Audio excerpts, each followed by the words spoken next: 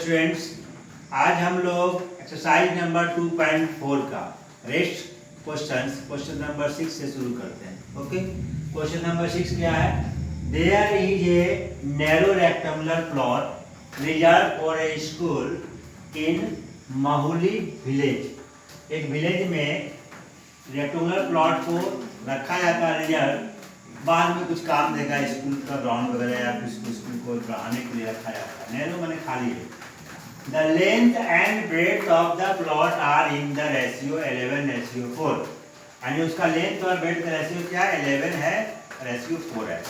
Ratio कितना बता चुके हैं कल।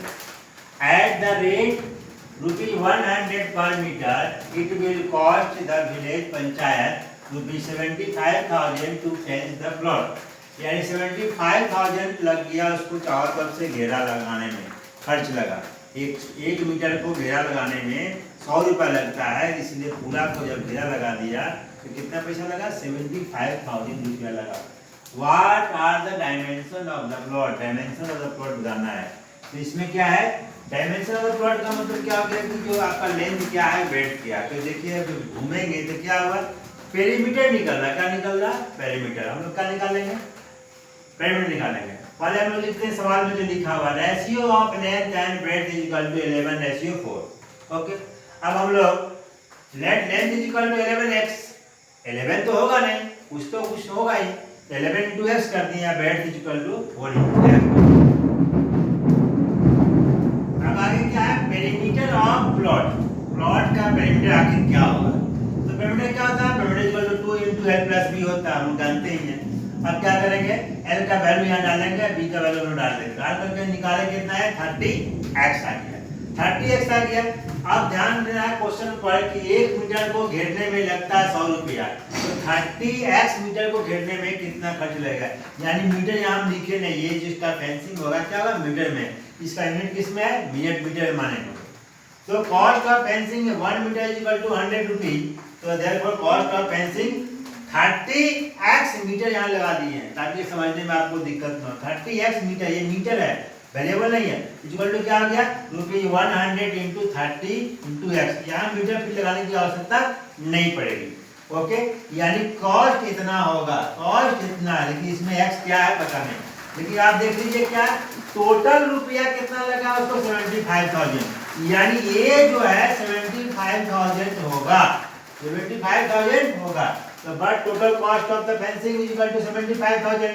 100 रुपये इतना जो हम लिखे हुए हैं, इतना इज इक्वल टू क्या होगा? 75,000। लेफ्ट में भी रुपीज है, राइट में भी रुपीज है, रुपीज भी कैंसिल हो जाएगा। हम कैंसिल लेके लेट लिख लेंगे रुपीज 75,000 बाई ₹100 into 30। अब 3 जीरो नीचे भी 3 जीरो ऊपर है, कैंसिल हो गया। रुपीज कैंसिल कर दिए, 3 से 25 काटें 25। यानी x का वैल्यू कितना आ गया? 25। अब लेंथ क्या निकलेगा? 11 into x is equal to 11 into 25 metre, that is 275 metre. अब ब्रेड्थ क्या निकलेगा? 4 into x, that is 4 into 25 metre equal to 100 metre. This is the answer. Now next question. Now question number 7। बहुत लंबा चौड़ा question है, लेकिन बनेगा बहुत आसानी से। Hasan buy 2 kinds of cloth material। 2 तरह का मटेरियल खरीदता है। इस तरह का by 2 kinds of cloth material, कपड़े का 2 प्रकार का मटेरियल खरीदता है। और स्कूल यूनिफॉर्म के लिए, शर्ट के लिए कपड़ा खरीदता है, that cost him 50 rupees. Shirt का कपड़ा का दाम है 50 रुपये metre, 50 rupees metre per metre. And trouser and pant का जो कपड़ा खरीदता है मटेरियल, दैट कॉस्ट हिम ₹90 पर मीटर। अब पैंट का कपड़ा का दाम है कितना? 90। ट्राउजर मतलब नीचे वाला पैंट 90 रुपया पर मीटर। अब आगे खरीद तो लिया हो, कौन? हसन। अब उसको बेचना है उसको। For every 3 metres of the shirt material he buys 2 metres of the trouser. मैंने वो खरीदता है क्या? 3 मीटर शर्ट कपड़ा पर 2 मीटर पैंट का कपड़ा बिक रहा है, ट्राउजर कपड़ा बिक रहा है of the trouser material. He sells the material at the rate of 12% and 10% profit respectively. यानी जो खरीद के लाया 50 रुपये मीटर कपड़ा लाया शर्ट का, उसको है सो 12% प्रॉफिट पर उसको बेचा। यानी सबसे पहले हम लोग 50 रुपये में खरीदे हैं, तो कितना रुपया हम बेचेंगे मालूम करना है।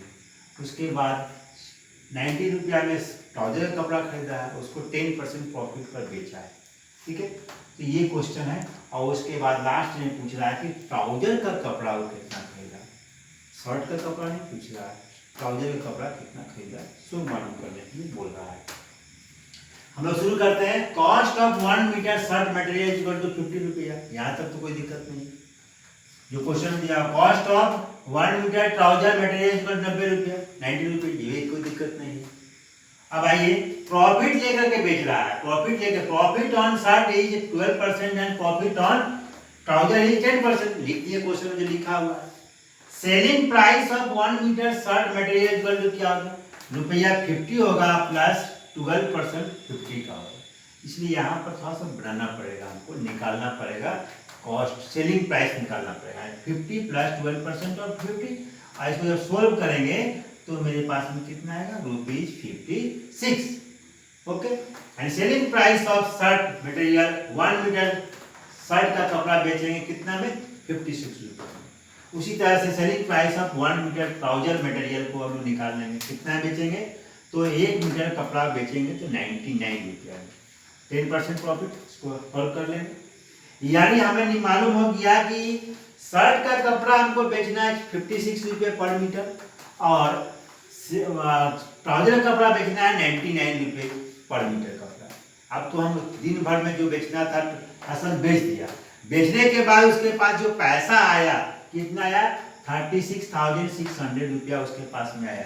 लेकिन कंडीशन क्या है, 3 मीटर शर्ट का कपड़ा बेचेगा तो 2 मीटर ट्राउजर का कपड़ा बेचेगा।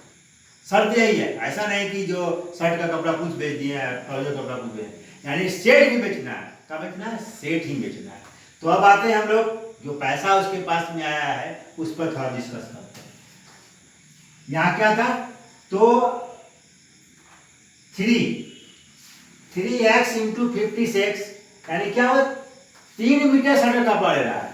तो मान लीजिए टोटल कपड़ा शर्ट का वो बेचा 3x मीटर, और टोटल ट्राउजर का कपड़ा बेचा 2x मीटर। दोनों का औसत तो बराबर रहेगा। तो 3x इंटू 56 और 2x इंटू 99, ये क्या रुपीज लगा हुआ है यहाँ पर, तो हम लोग रुपीज लगाएंगे नहीं, तो ये बैलेंस इक्वेशन बन जाएगा 36,600। यहाँ रुपीज यहाँ लगा देंगे तो यहाँ भी रुपीज, यहाँ भी रुपीज, सब जगह रुपीज लगाना पड़ेगा। तो हम लोग लगा सकते हैं, बाद में कैंसिल भी कर सकते हैं। चलिए आप लोग के लिए मैं यहाँ पर ब्रैकेट के बगल में यहाँ पर रुपीज यहाँ लगा दिया हूँ, और यहाँ पर रुपीज अब यहाँ लगा दिया।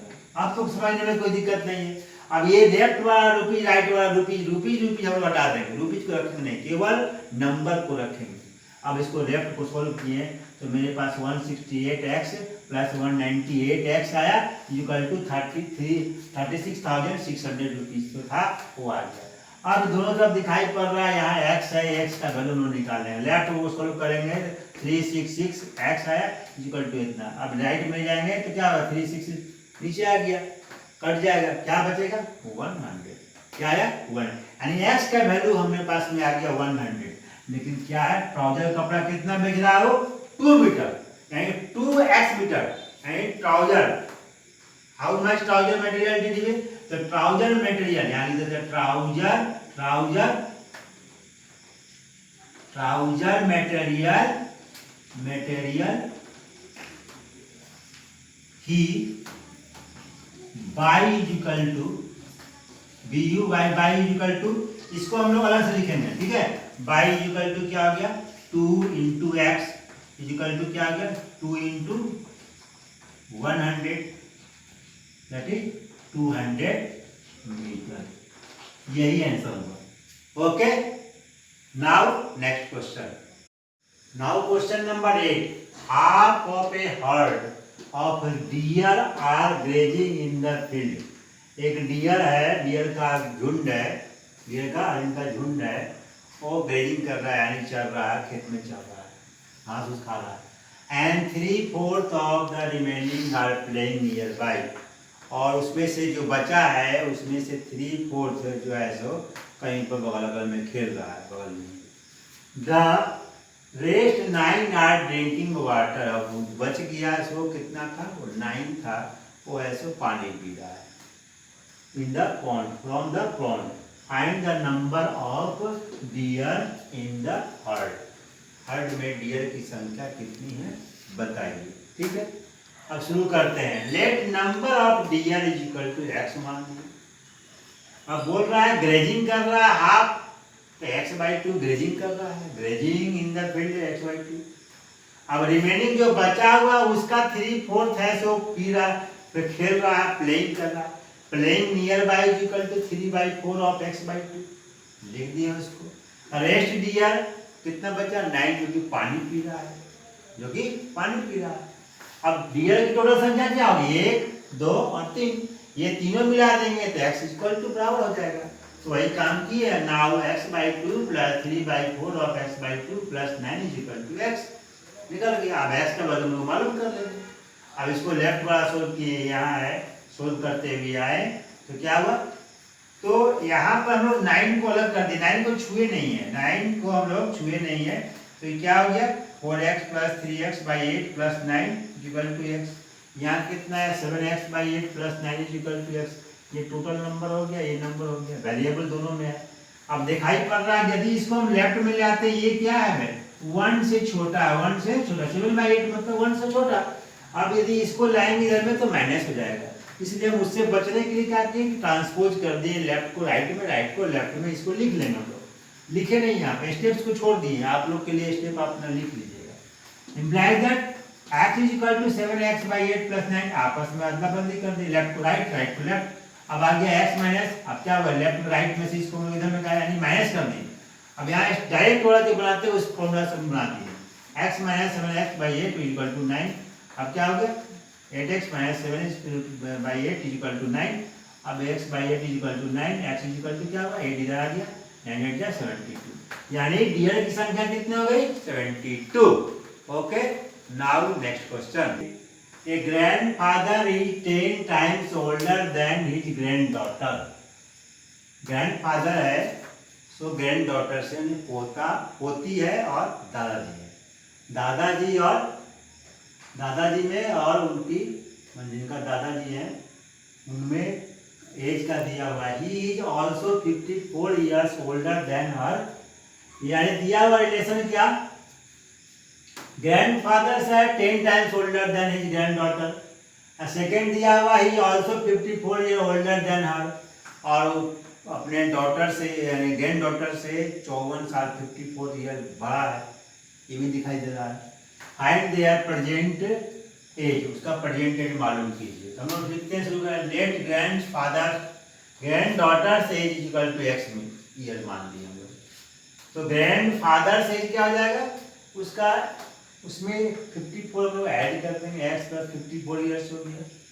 अब ऊपर में जो रिलेशन दिया हुआ है उसके अनुसार से ग्रैंडफादर का एज 10 टाइम्स है ग्रैंड डॉटर के एज से, तो ये ग्रैंडफादर का एज निकल गया और ये ग्रैंड डॉटर का एज निकल गया। अब है सो दोनों का रिलेशन क्या है, ये जो है इससे 10 टाइम्स अधिक है, इसका मतलब इतना into 10 and 10x equal to x plus 54 years को हम लोग हटा देंगे। अब हमारे पास में इक्वेशन ये आ गया। अब हम इसको सोल्व करेंगे, x को लेफ्ट में से राइट में से लेफ्ट में ले आए, वही सिस्टम स्टेप्स लिख करके बनाएंगे, और यहाँ बिना स्टेप्स लिखे हुए मैं बनाया हूँ, दोनों लिख सकते हैं।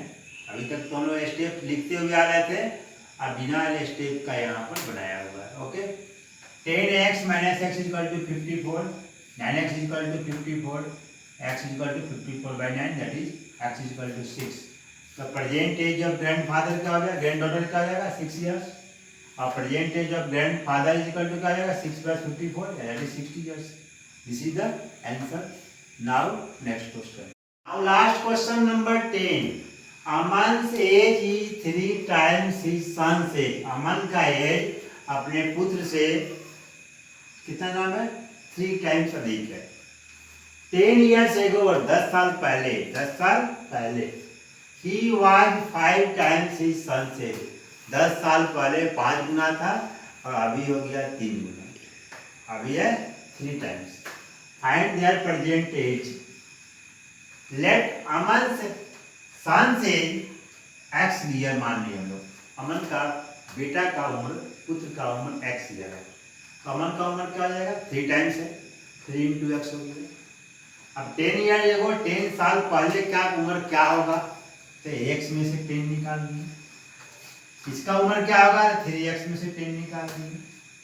अब 10 साल पहले का रिलेशन क्या बोल रहा है कि अमन का उम्र जो है, अमन के पुत्र के उम्र से 10 टाइम अधिक, यानी इसमें 5 टाइम, सॉरी कितना है, 5 टाइम्स, यानी इतना इंटू 5।